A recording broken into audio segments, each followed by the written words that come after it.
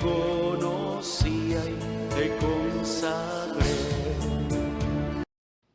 Iglesia Piedras Vivas, buenos días. Les saluda Betty Woman.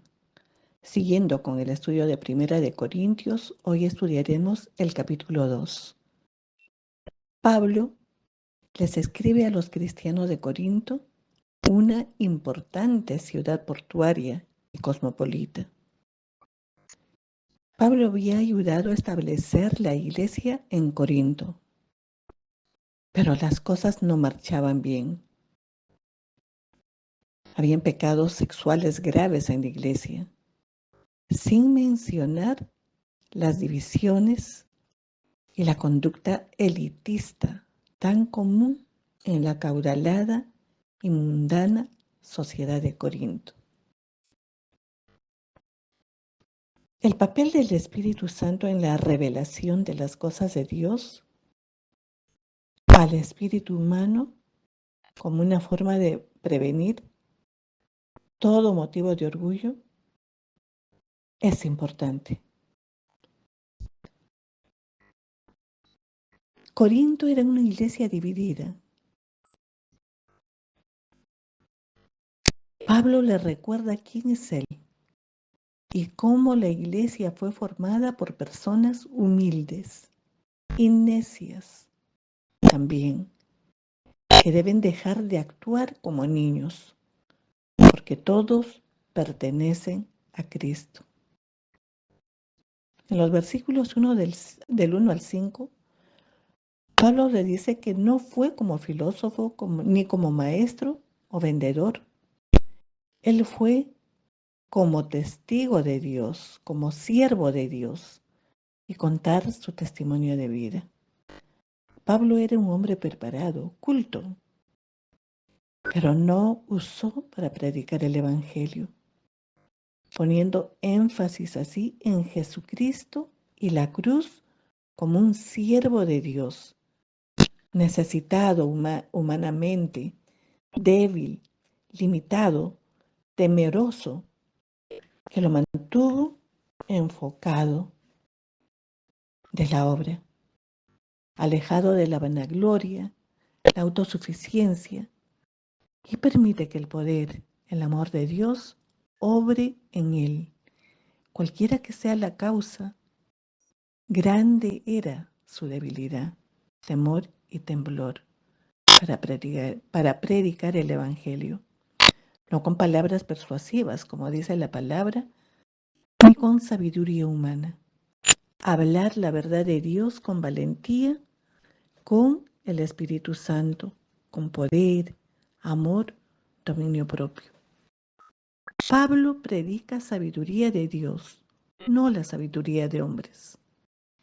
Para quienes han alcanzado madurez espiritual y tener discernimiento, saber qué es bueno y qué es malo a los ojos de Dios. La sabiduría de Dios es conocida por el Espíritu Santo, solo por Él. Está más allá de lo que podemos entender o descubrir por nuestra cuenta. Usar el lenguaje de la Escritura como está escrito.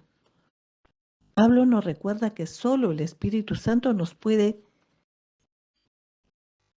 decir acerca de Dios y su palabra, su sabiduría, su conocimiento inalcanzable por medio de la sabiduría humana. Nadie conoció las cosas de Dios, sino el Espíritu de Dios. Podemos recibir esta sabiduría solo a través del Espíritu Santo. Entender lo vital del mensaje cristiano, inalcanzable e indeseable por el mundo, por la sabiduría humana. El hombre natural no percibe las cosas que son del Espíritu de Dios, porque para él son locura. Quienes viven como si no hubiera nada más allá de la vida física, así como viven los animales. En los versículos 9 al 15 dice: antes bien, como está escrito, cosas que ojo no vio, ni oído oyó, ni han subido en corazón de hombre. Son las cosas que Dios ha preparado para los que le aman.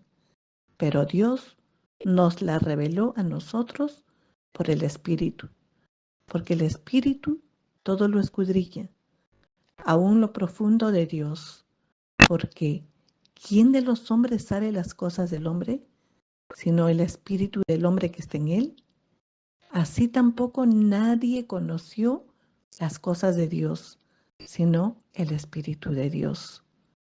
Y nosotros no hemos recibido el Espíritu del mundo, sino el Espíritu que proviene de Dios, para que sepamos lo que Dios nos ha concedido, lo cual también hablamos, no con palabras enseñadas por sabiduría humana, sino con las que enseña el Espíritu, acomodando lo espiritual a lo espiritual. Pero el hombre natural no percibe las cosas que son del Espíritu de Dios, porque para él son locura y no las puede entender, porque se han de discernir espiritualmente.